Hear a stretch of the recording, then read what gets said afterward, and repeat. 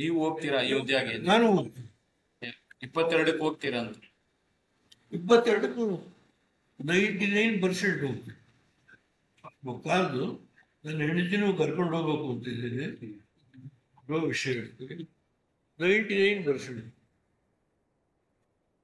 ನಾವು ಇಲ್ಲಿ ಚಿನ್ನದ ಕತ್ತಿ ಇತ್ತು, ಆಂಜನೇಯ ಸ್ವಾಮಿ ಕಾರಂಜಿ ಕಾರಾಂಜನೇಯನಿಗೆ ನನಗೆ ಒಬ್ಬರು ಸುಲ್ತಾನ್ ಕೊಟ್ಟಿದ್ರು. ಅದನ್ನ ತುಸಾ ಖಾನಿನಲ್ಲಿ ಇಲ್ಲೇ ತಿಪ್ಪೇಸ್ವಾಮಿ ಇದ್ದಾರೆ, ಸೆಕ್ರೆಟರಿ ಆಗಿದ್ರು, ಲೆಕ್ಕಾಚಾರ ಮಾಡಿಸಿ ಅಲ್ಲಿ ಆ ದೇವಸ್ಥಾನಕ್ಕೆ ಕೊಟ್ಟಿದ್ದೀನಿ. ಆಂಜನೇಯನಿಗೆ ರಾಮ ಈ ಕಡೆ ಇದ್ರೆ